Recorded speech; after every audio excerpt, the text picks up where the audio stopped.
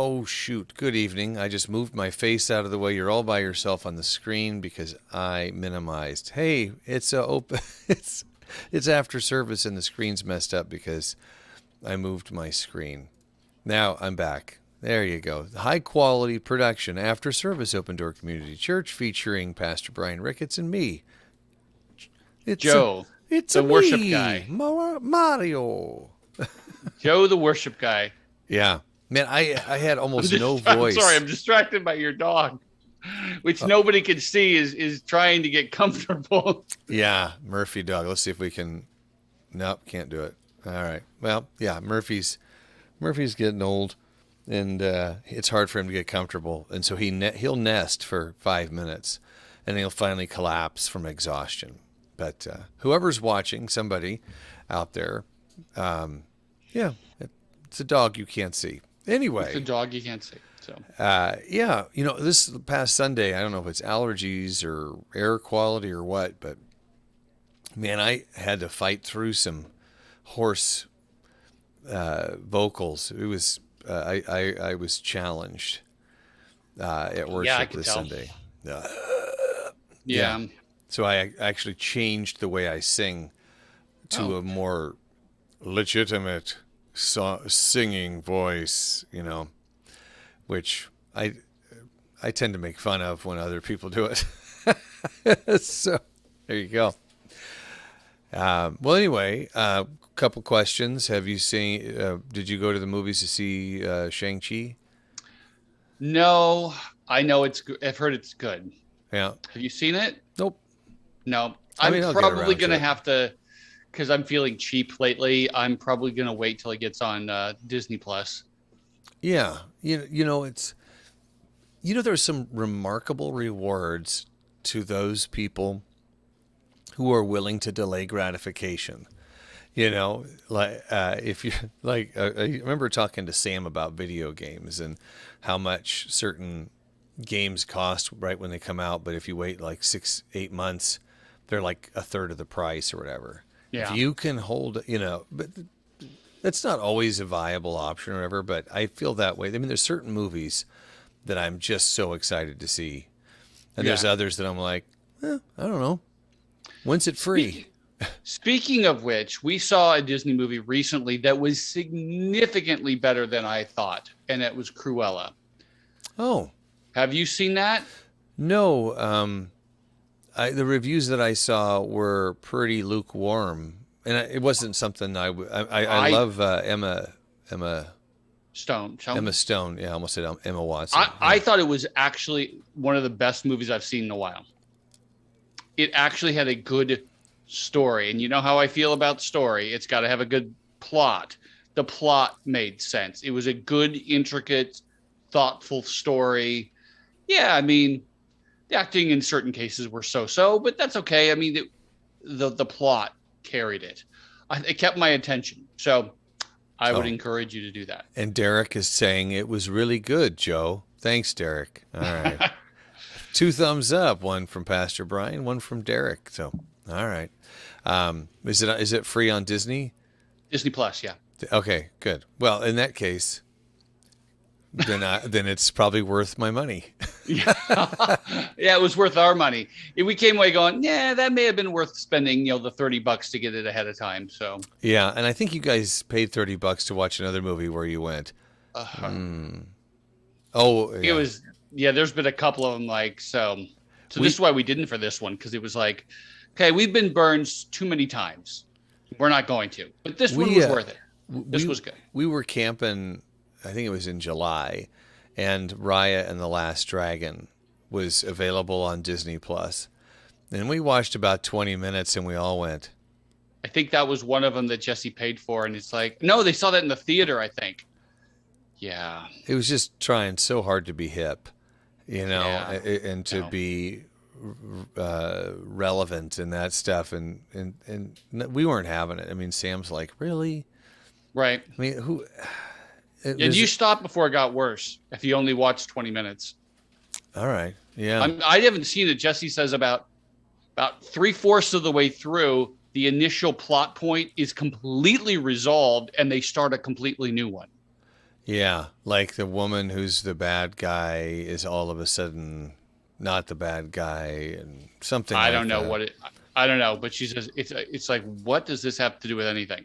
So yeah, don't watch that movie. Yeah. Yeah. Not But we quite. should probably talk about something Yeah. else.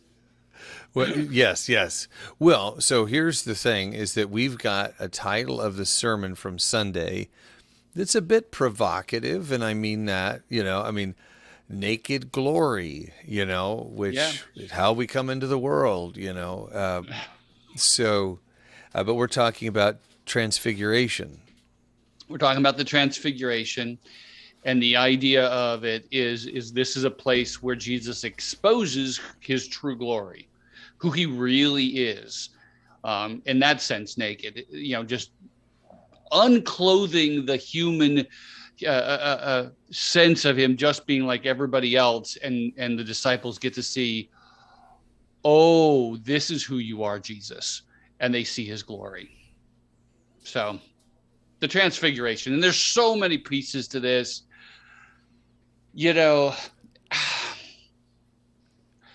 one of the things with teaching is you struggle. You can, if you know your material well enough, it's to struggle and what do you say and what you don't say.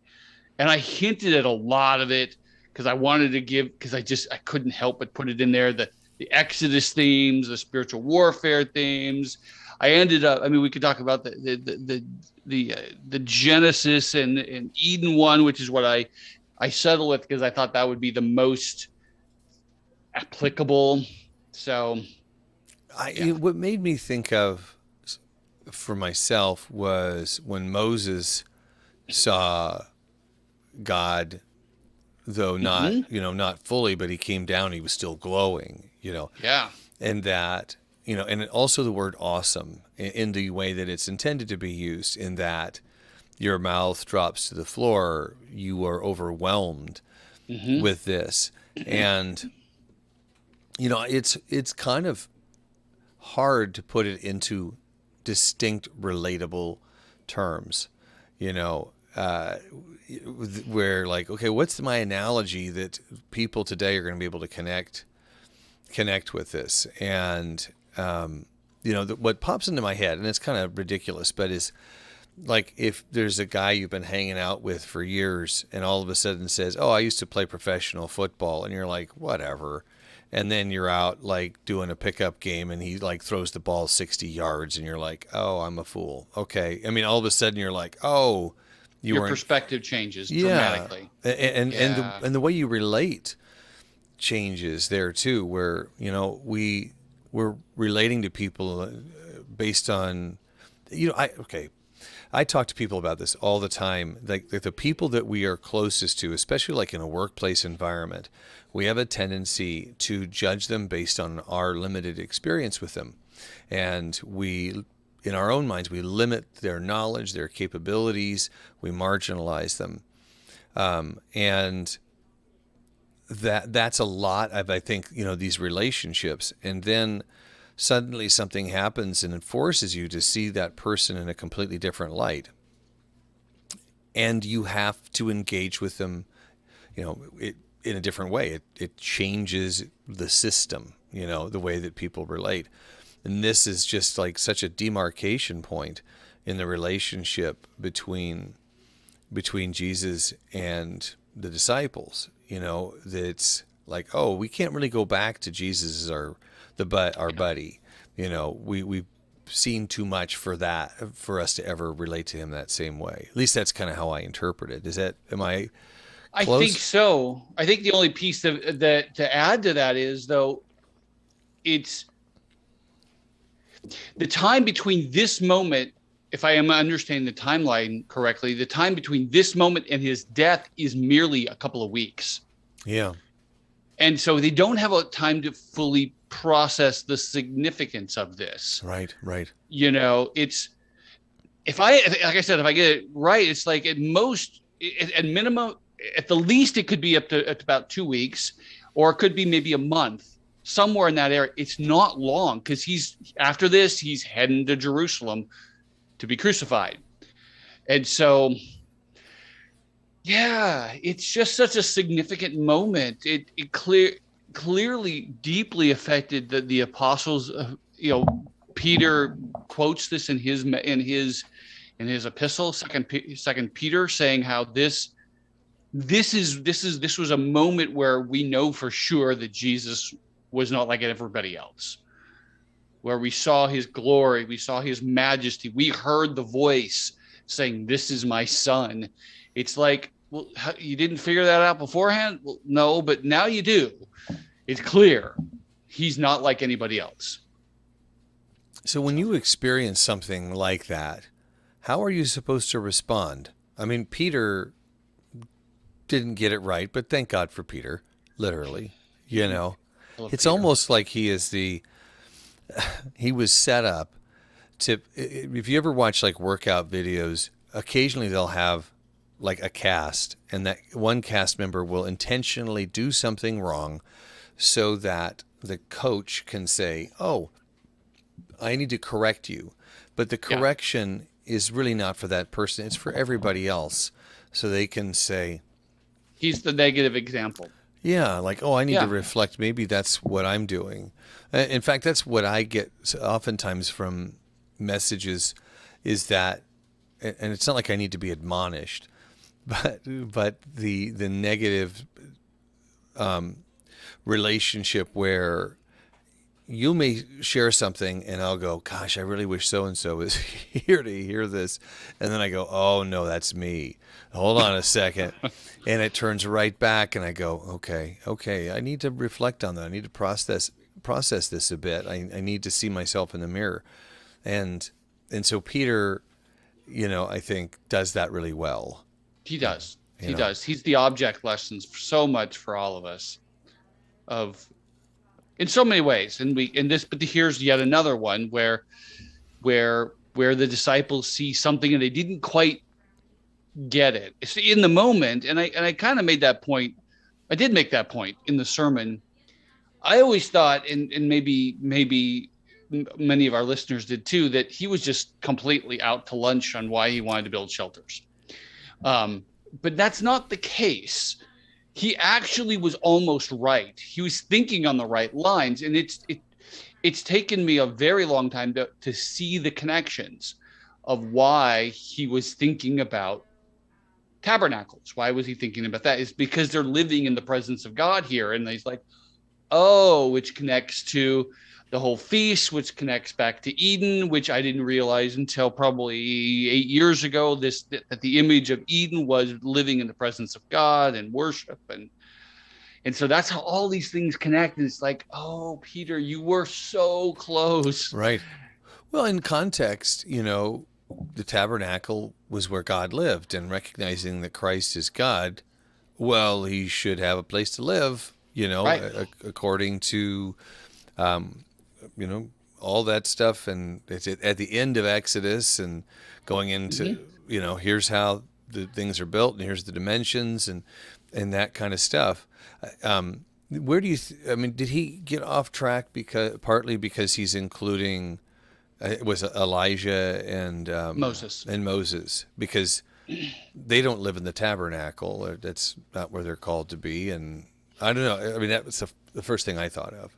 I think those two are simply representing the pinnacle of the two offices. One, okay. The lawgiver, and Moses, and then Elijah is the pinnacle of the prophets. Both of them met God on Sinai. Both of them had odd deaths. Yeah, we don't know where Moses was buried, that sort of thing. Both of them in different ways saw the glory of God. No, I think his issue is timing. I think that's something that plays out in multiple cases if you look carefully at the text. I think that's part of his problem with not understanding why Jesus had to suffer, is because their understanding was not that the Messiah would come twice, but he would come once and he would bring glory. He would bring the people of God to live in the presence of God, and he would deal with all these horrible Gentile nations. That would all happen at the same moment, and we all know that now. That no, that's two times.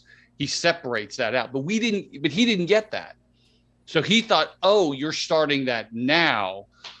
Okay, I think that's what I think is happening. There's a lot. He had a problem with Jesus being crucified. Like, whoa, that's not what you're supposed to do. Do you think that the transfiguration kind of amped up the expectation amongst the apostles that made the crucifixion that much more devastating? Possible, yeah.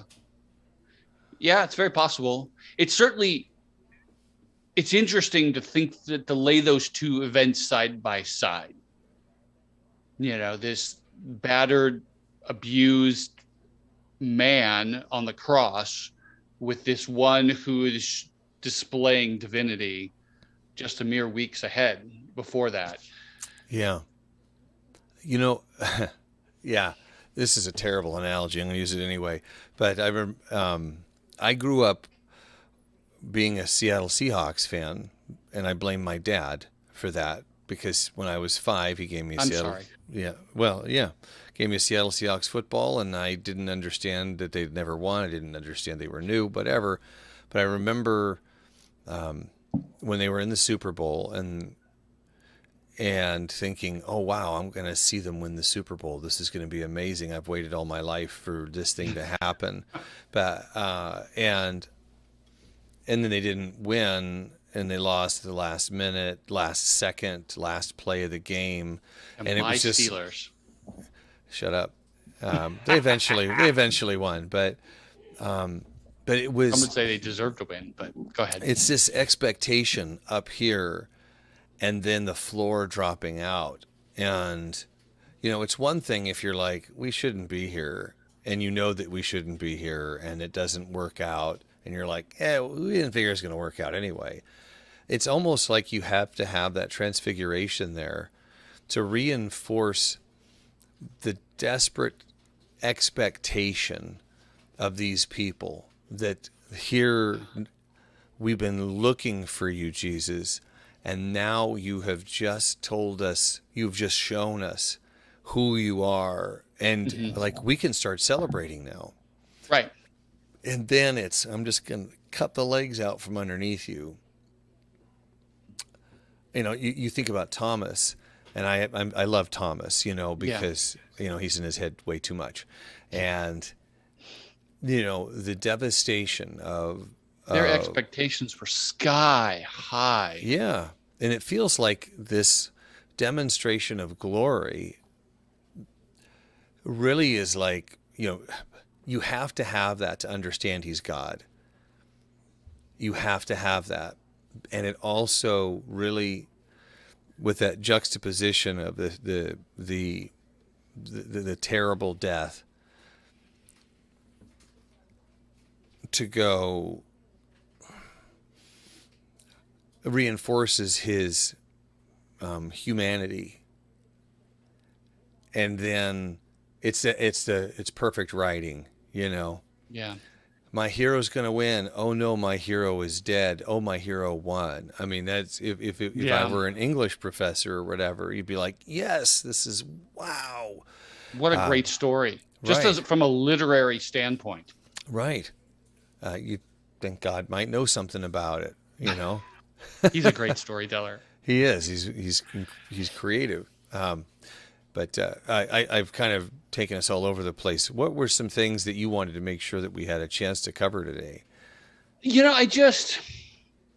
Again, there's so many things I could go through, but I want to make sure that the Eden connection, and why did I get to, how do you get to shame from this text, which I don't think is very obvious. And maybe I need to make sure it's clear again.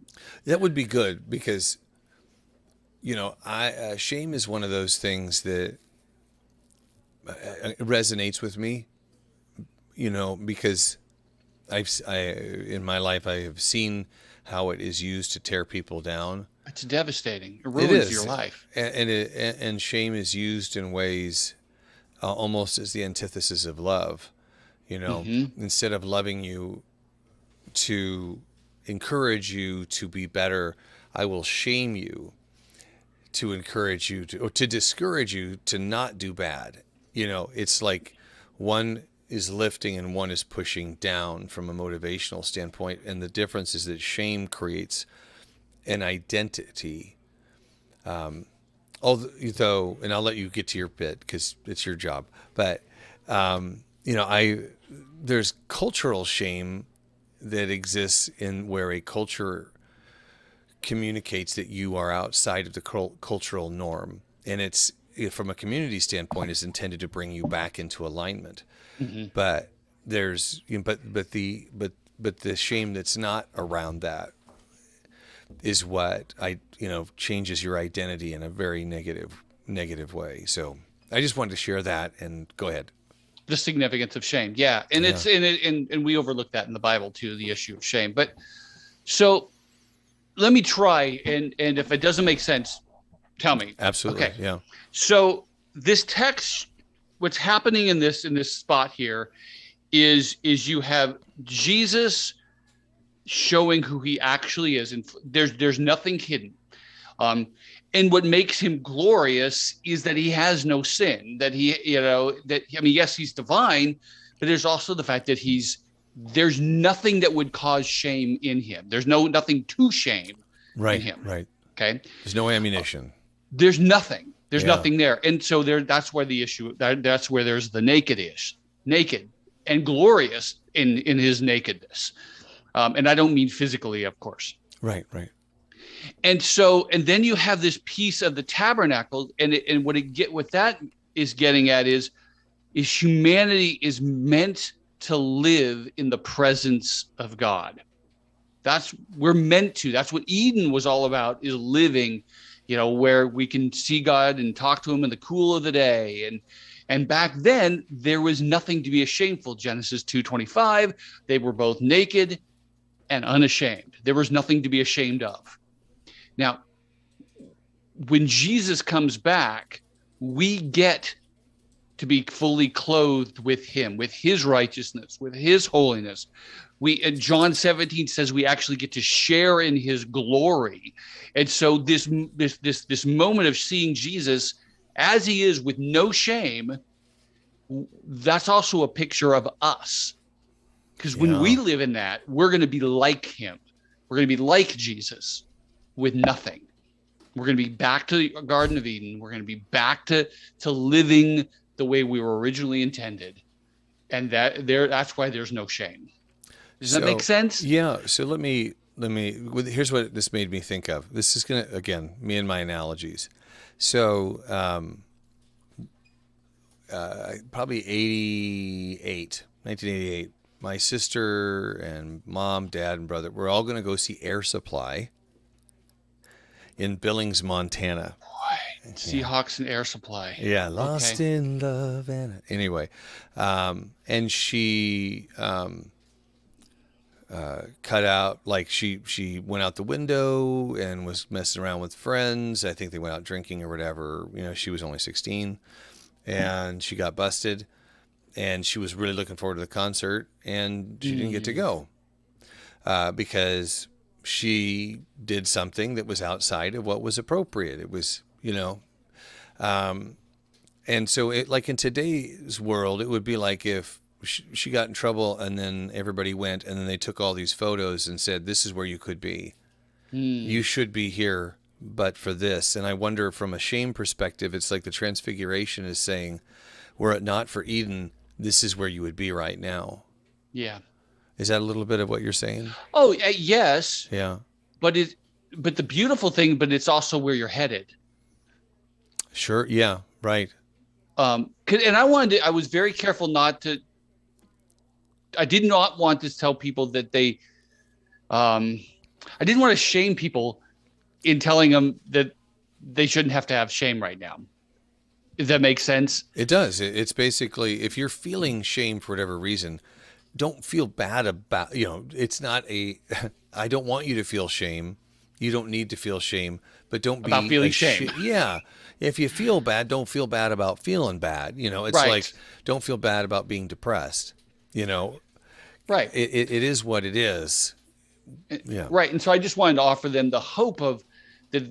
This is where you're coming. And this is what Peter's thinking, is this moment is what he's ushering into.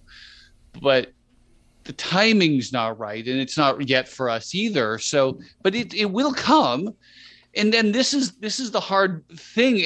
And I know we don't have a lot of time, but it's like, on one hand, we know that before our true judge, which is not the culture, which is not ourselves, which is not our friends and family, the one person who actually judges us, which is God the Father and His Son Jesus, there's nothing to be ashamed of. We don't have that, but we still feel it. And so there's this cognitive dissonance where we know what's true, but we don't live that way. And how do we bridge that gap? Do you have any thoughts about that? How can we, like feeling forgiven, knowing we're forgiven, but I don't feel forgiven. So. Yeah. Yeah. Well, there's so many things about faith that seem to tell you two different things at the same time. And they're both true. And that's, Vanessa's, the term for the work that she does, dialectic, that two things that are seemingly in opposition can occur at the same time. You are a sinner and you are forgiven. That it's okay to acknowledge that we fall short, but it doesn't define us. Mm-hmm. Try not to let that define you, and instead, allow your identity as a child of God who is loved define you. And like when you get grounded, it's, recognizing that you did something that you shouldn't have done. It doesn't mean your parents don't love you, and it's a temporary existence. And, so recognize, I've fallen short, and that's not who I am. I think, so much about shame is about identity. Yeah. Not that you've done bad, but you are bad. Right. And you're not. You are and you're not. Isn't that terrible? It's like, I know. By the way, there's a famous line, just so with Martin Luther, very famous theological line: simultaneously righteous and sinner. Right. Yeah. There's a Latin phrase, simul precor. I can't remember it. Yeah, but or to go back to the beginning, glory and cross. How do those two things fit together? Right. Yeah, I think that there's the accepting that God and man, glory and this terrible death. I mean, there's all of these remarkable forces, elements that are in opposition and yet exist at the same time. So your existence as a sinner and as a most beloved child, these occur at the same time. And in each of these cases, the best possible scenario is a promise to you. Right? And that's the best part of that, that there's Jesus is God, and here's his terrible death, but he's God.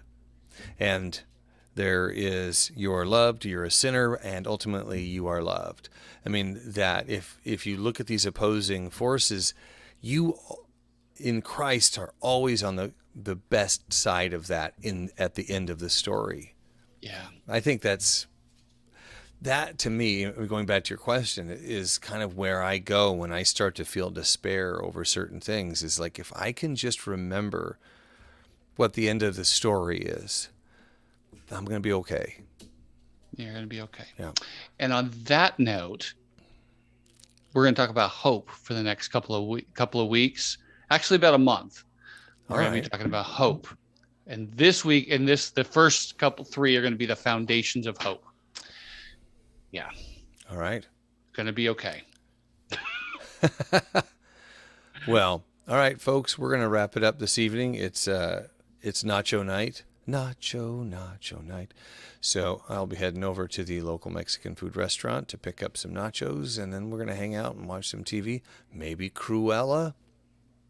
Just maybe. Just maybe. All right, folks, have a great week. See you on Sunday. Hope you join us for the service.